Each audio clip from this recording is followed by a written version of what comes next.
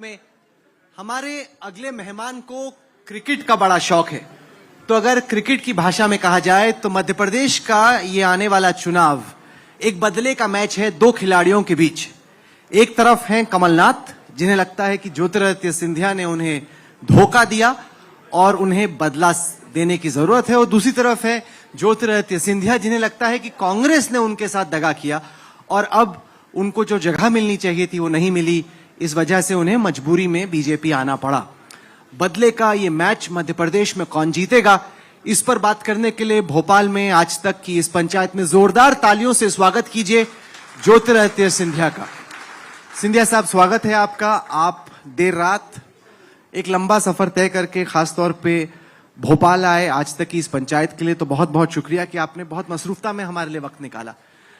क्या आप इसको एक बदले के मैच की तरह से देखते हैं? क्योंकि बहुत कुछ डिपेंड करता है कि आप क्या कर पाते हैं, आपके इलाके में बीजेपी क्या कर पाती है, क्योंकि बदला लेने के लिए कमलनाथ और दिग्विजय सिंह तैयार खड़े हैं।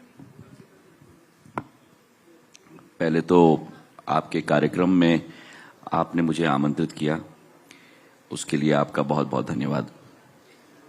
दूसरी बात, जिस राहुल कनवल को मैंने सदैव जिंदगी में पनाश के सूट में देखा है, आज नेताजी हमारे समक्ष बैठे हुए हैं। मैं आज तक की मध्य प्रदेश की टीम को बधाई देना चाहता हूं कि उन्होंने राहुल कनवल जी में यह परिवर्तन ला दिया है। ये परिवर्तन का दौर चलता रहे, इसी कामना के साथ आप सबके बीच में आकर मुझे बड़ी खुशी हुई है।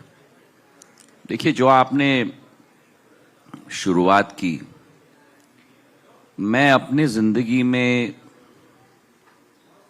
कूटनीति, बदले के भाव के आधार पर कार्य नहीं करता। मैंने अपनी जिंदगी में सदैव जनसेवा को अपना लक्ष्य माना है। एक सकारात्मक सोच और विचारधारा के साथ कार्य करने की मैंने कोशिश की है, और जहां भी अन्याय मुझे दिखे तो उस अन्याय के विरुद्ध लड़ाई लड़ने की सदैव मैंने कोशिश की है। मेरी व्यक्तिगत कोई, जो आपने कहा बदले की भाव, दुश्मनी, मेरी व्यक्तिगत कोई ना दुश्मनी ना बदले की भाव कमलनाथ जी या दिग्विजय सिंह के प्रति है।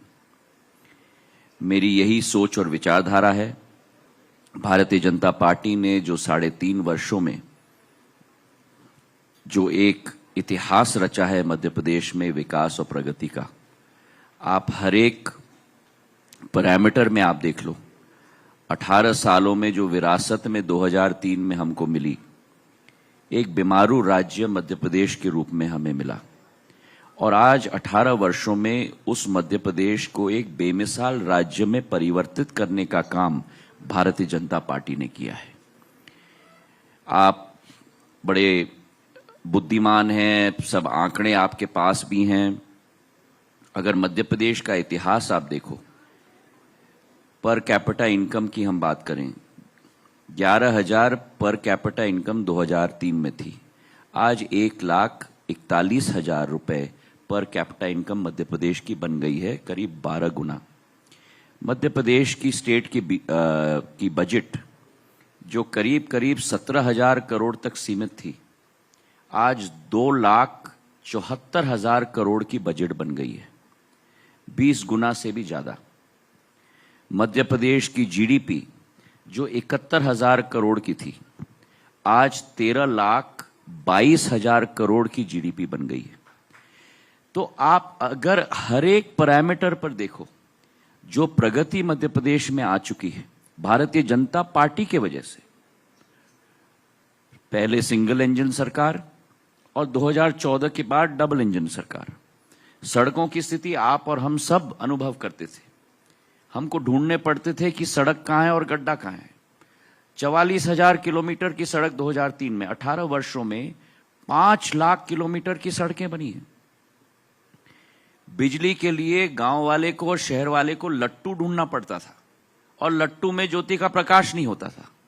जिस राज्य में 5,500 मेगावाट की बिजली थी, आज उसी राज्य में 29,000 मेगावाट की बिजली है। तो आंकड़े झूठ नहीं कह सकते। इनका सामना कमलनाथ और दिग्विजय सिंह जी को करना पड़ेगा। और मैं मानता हूं कि मध्य प्रदेश भारतीय जनता पार्टी के नेतृत्व में ही सुरक्षित है, विकास और प्रगति के रास्ते पे चल रहा है, सशक्तिकरण के रास्ते पे चल रहा है और उज्जवल मध्य प्रदेश जिसके आधार पर प्रकाश पूरे राष्ट्र में हृदय स्थल पे से निकलेगा, इसका मुझे पूरा विश्वास है। करती है शिवराज सिंह चौहान एक के बाद एक जो धर्म के कॉरिडोर है वो क्यों उद्घाटन करते जा रहे हैं? धर्म हमारे लिए श्रद्धा और आस्था का विषय है। आज महाकाल महालोक देखिए, वो कोई वोट और राजनीति के लिए नहीं है, लेकिन रोज लगभग 2 लाख लोग आ रहे हैं। एक तरफ आस्था का सैलाब, श्रद्धा का सैलाब उमड़ा है वहां, वहीं दूसरी तरफ पूरे उज्जैन की इकोनॉमी बदल गई। आप जाके देखिए 3000 करोड़ रुपया उज्जैन में साल भर में आने वाले हैं। उज्जैन बदल गया, वहां होटल, रेस्टोरेंट, गाड़ियां, फल, पूजा, प्रसाद, सामग्री, कितने लोगों को रोजगार मिला है। देखिए, जो हमारी श्रद्धा और आस्था का विषय है उसको आगे बढ़ाना ये राजधर्म है। शिवराज जी, मैं पहले भी पूछ चुकी हूं, लेकिन इस मंच से इसीलिए पूछूंगी क्योंकि महाकाल कॉरिडोर का नाम आता है तो लोग कहते हैं कि मूर्तियां गिर गई वहां पर, जब मौसम उस तरीके से बिगड़ा था। महाकाल कॉरिडोर बना तो दिया गया, बहुत विस्तृत, बड़ी बड़ी मूर्तियां, विहंगम दृश्य लगता था देखकर, लेकिन मौसम की एक मार और मूर्तियां खंडित हुई। देखिए, मौसम की मार के कारण अगर इतने बड़े कॉरिडोर में, महाकाल महालोक में कोई एकाध घटना हो गई तो कांग्रेसियों को लगा कि मौका मिल गया, हमला कर दो। आज आप देखिए वहां क्या हाल है। पूरे कॉरिडोर को आप जाके देखिए, महाकाल महालोक में आप श्रद्धा देखिए श्रद्धा और आस्था के साथ बनाया है। इसमें कोई गड़बड़ करने का सोच ही नहीं सकता। कौन ये सोचेगा, कौन हिम्मत करेगा? लेकिन एक बार मौका लग गया, मूर्ति गिर गई तो चिल्लाओगी, लेकिन इससे कोई फर्क नहीं पड़ने वाला। अब ओंकारेश्वर में भी आप उद्घाटन करने वाले हैं जी? ओंकारेश्वर। देखिए, वो बिल्कुल एक अलग विषय है।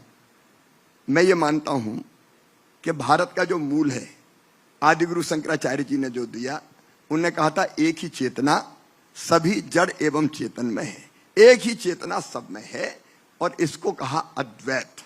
कोई दूसरा है ही नहीं, सब अपने हैं। वो एक ही चेतना मनुष्यों में भी है, केवल मनुष्यों में नहीं, पशु पक्षियों में भी है, पेड़ पौधों में भी है, कीट पतंगों में भी है, पर्वत नदी समुद्रों में भी है, सूर्य और चंद्रमा में भी है। ये अद्वैत का भाव जो आचार्य शंकर ने दिया और पूरे देश को सांस्कृतिक रूप से एक किया, मैं मानता हूं यही अद्वैत ऐसा विचार है जो दुनिया में घृणा नहीं, प्रेम, संघर्ष नहीं, समन्वय, इसका प्रसार और प्रचार करेगा। और इसलिए मैं चाहता हूं, क्योंकि ओंकारेश्वर में आदिगुरु शंकराचार्य जी को अपने गुरु मिले थे, उनको ज्ञान यहां से प्राप्त हुआ था। ये उनकी ज्ञान भूमि है, गुरु भूमि है। और शंकराचार्य जी का जो उपकार है भारत पर, भारतीय संस्कृति पर, वो हम कभी भूल नहीं सकते।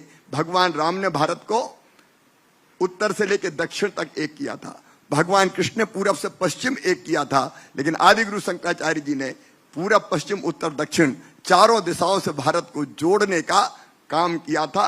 उनके कारण ही आज भारत का ये स्वरूप है। और इसलिए आदिगुरु शंकराचार्य जी की प्रतिमा का अनावरण 18 तारीख को होने वाला है।